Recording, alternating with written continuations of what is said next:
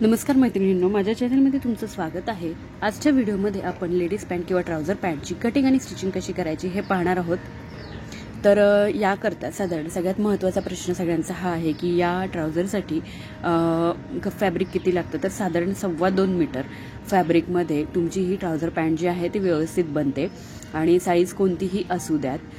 तर 2.25 ते 2.5 मीटर। जर उंची जास्त असेल, साधारण 40 इंचापेक्षा उंची तुम्हाला जास्त घ्यायची असेल तर तुम्हाला साधारण 2.5 मीटरपर्यंत फॅब्रिक घेऊन चला आणि त्यापेक्षा कमी असेल तर 2.25 मीटर फॅब्रिकमध्ये देखील ही ट्राउझर पॅन्ट जी आहे ती व्यवस्थित आणि छान बनते। तर सुरुवातीला आता आपण पाहूयात की यासाठी पॅन्टसाठी लागणारी मेजरमेंट्स। तर हे पहा, जसं इथे दाखवले तसं लेडीज पॅन्ट प्लाझो बनवण्यासाठी खालीलप्रमाणे मेजरमेंट लागतात। तर सगळ्यात पहिलं आहे की पूर्ण उंची।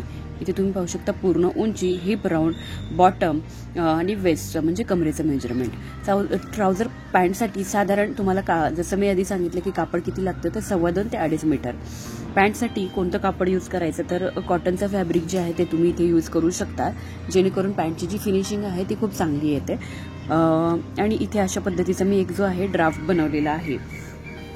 तर पहा, सुरुवातीला काय करायचं आहे, तुमचं जे हिपचं मेजरमेंट आहे त्याला डिवायडेड बाय 4 करायचं आहे आणि साधारण त्याच्यामध्ये 3 इंच अशा पद्धतीने घ्यायचं एक्स्ट्रा। म्हणजे जसं तुम्ही फॅब्रिक एखादं फोल्ड करताय तर इथे तुम्ही पाहू शकता एक फॅब्रिक मी घेतलेला आहे आणि इथे पाहू शकता की फॅब्रिक मी 2 फोल्डमध्ये ठेवलेलं आहे। आता हे असं फोल्ड कसं करणार तर किनाऱ्याच्या बाजूने मी इथे फोल्ड केलंय, पण इथे हे किती फोल्ड करायचं रुंदीला तर तुम्हाला तुमचं हिपचं मेजरमेंट समजा इथे तुमचं हिपचं मेजरमेंट येत असेल या बाजूला, तर त्याच्यामध्ये प्लस 3 ते 4 इंच घेऊन तुम्हाला अशा पद्धतीने फोल्ड करून घ्यायचं आहे।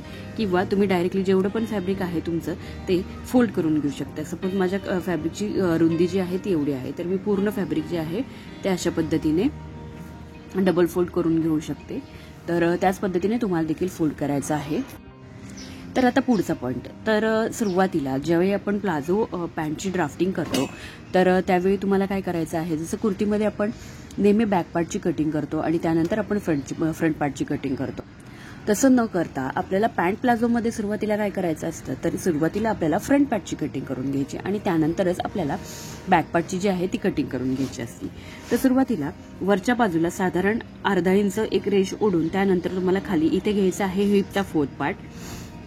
जर तुमचं हिपचं मेजरमेंट 38 इंच असेल भागिले 4 करा, 9.5 इंच प्लस 1 इंच अशा पद्धतीने तुम्हाला इथे जे आहे मेजरमेंट टाकायचं। म्हणजे हे जे टोटल मेजरमेंट आहे A to B हे हिपचा 4th पार्ट प्लस 1 इंच असं आहे।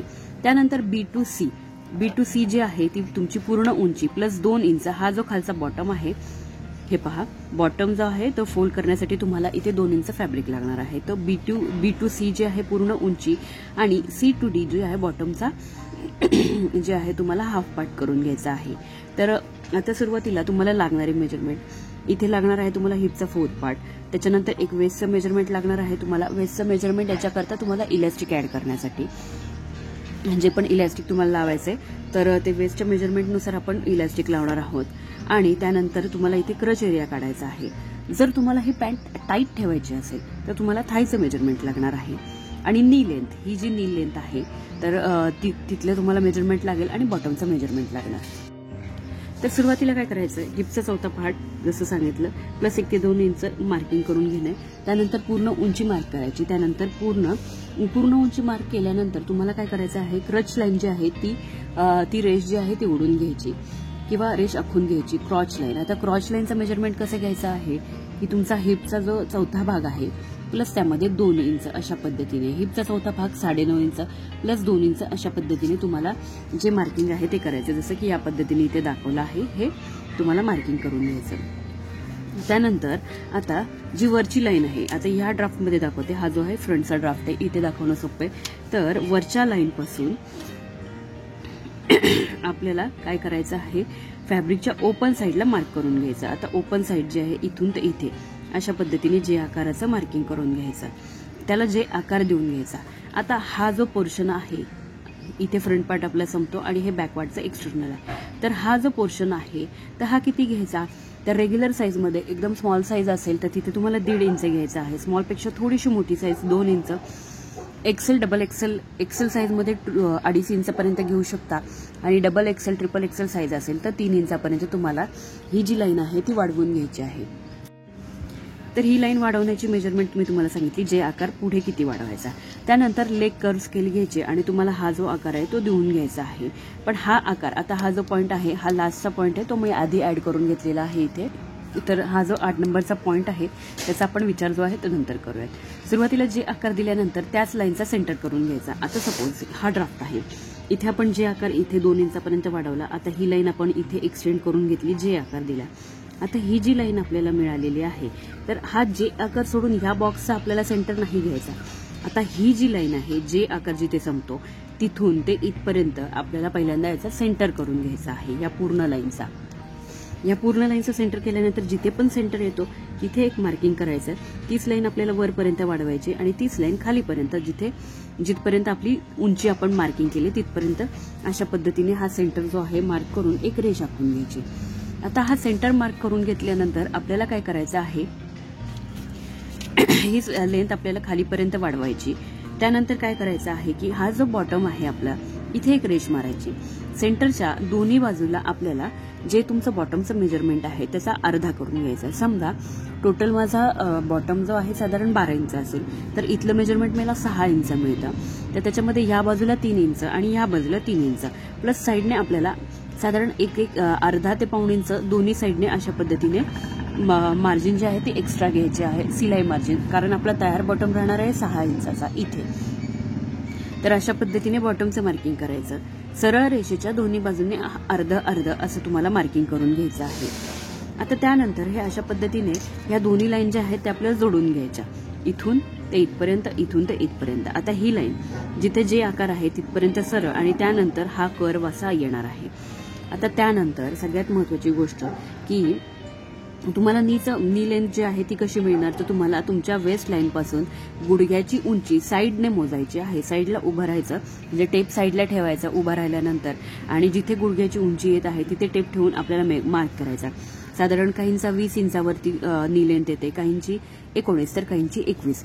हे वेगवेगळ्या साईज प्रमाणे नी लेंथ जी आहे ती कमी जास्त, अर्धा इंच कमी किंवा जास्त येऊ शकते. तर अशा पद्धतीने नी लेंथचं मार्किंग करायचं आणि तिथे नी लेंथचा जो राऊंड आहे तो व्यवस्थित, तुमचा जो लेग आहे तो अशा पद्धतीने व्यवस्थित असा फोल्ड करायचा, इथे पाहू शकता. आणि इथे तुम्हाला टेप ठेवून व्यवस्थित असा नी लेंथ किंवा नी राऊंड जो मोजून घ्यायचा आहे, टाईटमध्ये मोजायचा आणि प्लस त्याच्यामध्ये लुझिंग जी आहे ती ऍड करून घ्यायची. अशा पद्धतीने 20 इंचावरती साधारण तुम्ही नी लेंथ जी आहे ती मार्क करू शकता. आता यात जसं मी सांगितलं होतं की ही जर पॅन्ट ट्राउझर तुम्हाला टाईट हवी असेल एकदम फिटिंगमध्ये, तर तुम्हाला इथून खाली जिथे जे आकार दिला आहे तिथून खाली साधारण 2 ते 3 इंचावरती थायचं मेजरमेंट जे आहे ते तुम्ही घेऊ शकता. म्हणजे जे पण तुमचं थाय राऊंड आहे तो मोजून घ्यायचा आणि इथे जे आहे थायचं मेजरमेंट जे आहे ते टाकून घ्यायचं. त्यानंतर नीचं मेजरमेंट आणि मग बॉटमचं मेजरमेंट. तर ही जी आहे साधारण आपली ड्रेसवरती सलवारऐवजी वापरणार ही ट्राउझर असणार आहे आपली, त्यामुळे आपण थायचं मेजरमेंट इथे घेतलं नाही. थायचं मेजरमेंट देखील तुम्ही घेऊ शकता आणि फिटिंगमध्ये प्रॉपर ही पॅन्ट जी आहे ती बनवू शकता. तर अशा पद्धतीने बॉटमपर्यंत हे आपलं मार्किंग आलं. आता बॅक पार्ट आपला जो बॅक पार्ट असतो तो फ्रंट पार्टपेक्षा मोठा असतो. आता याच ड्राफ्टवरती मी तुम्हाला दाखवते. आता सुरुवातीला काय करायचं की आपल्याला वरच्या बाजूला इथे जे दाखवलेलं आहे फ्रंट पार्ट जो आहे डबल फोल्डमध्ये कट केला, परत उरलेलं फॅब्रिक डबल फोल्ड करायचं, लेंथ मार्क करायची आणि फॅब्रिक ठेवताना साधारण 2 ते 3 इंच खाली ठेवायचं. फॅब्रिकच्या खाली आपल्याला फ्रंट पार्ट जो आहे, म्हणजे जे फॅब्रिक आहे तुमचं, सपोज हे फॅब्रिक आहे, हे तुमचं फॅब्रिक आहे अशा पद्धतीने. आता ज्यावेळी तुम्ही जो फ्रंट पार्ट ठेवणार आहात तो इथे न ठेवता तुम्हाला साधारण पहा, इथे साधारण वरच्या बाजूने तुम्हाला 2 ते 3 इंच जे आहे जागा ठेवायची आणि अगदी कडेला न ठेवता तुम्हाला या बाजूने देखील 2-3 इंच जी आहे जागा ठेवायची आहे फॅब्रिक अशा पद्धतीने. तर हा जो आहे तुमचा सपोज फ्रंट पार्ट आहे. इथे तुम्हाला ड्राफ्ट मी परत बनवून दाखवते. तर अशा पद्धतीचा हा ड्राफ्ट बनतो, हे पहा.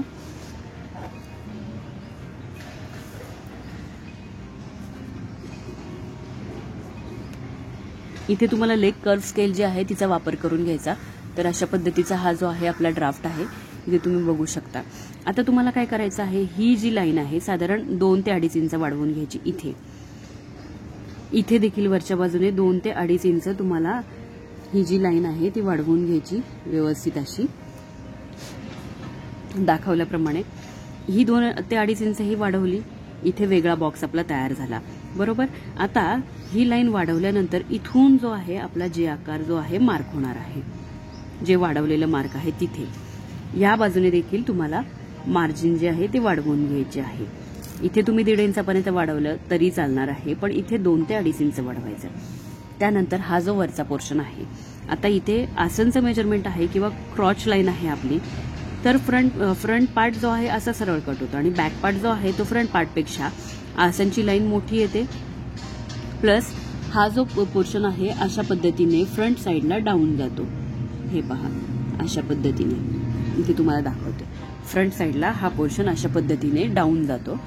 हे झालं आपलं बॅक पार्टचा जो ड्राफ्ट आहे, पॅन्टचा ड्राफ्ट झाला।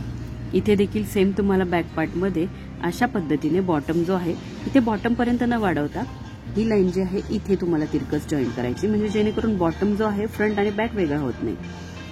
सेम अशा पद्धतीने हे असं ड्राफ्टिंग झालं व्यवस्थित। ही जी आहे सेंटर लाईन झाली। तर असं ड्राफ्ट तुम्हाला सेम बॅक पार्टचं करायचं आहे। बॅक पार्ट हा फ्रंट पार्टपेक्षा मोठा असतो, तेव्हाच ही पॅन्ट ट्राउझर जी आहे ती कम्फर्टेबल होते आणि त्यावरती जी आहे आपल्याला व्यवस्थित वेअर करता येते। आता सगळ्यात अजून एक महत्त्वाची गोष्ट की जर तुम्हाला पॅन्ट ट्राउझरची आसनची मेजरमेंट घेताच येत नाहीच समजत आहे की नक्की काय करावं, तर तुमच्याकडे कोणत्याही पद्धतीची जीन्स पॅन्ट जर असेल, आता हा जरी ड्राफ्ट नाही समजला, कटिंग आणि स्टिचिंग मी एक्सप्लेन करणार आहे, तरीही नाही समजलं, सगळ्यात महत्त्वाचं कोणतीही जीन्स पॅन्ट घ्या आणि ती व्यवस्थित पकडायची आहे तुम्हाला।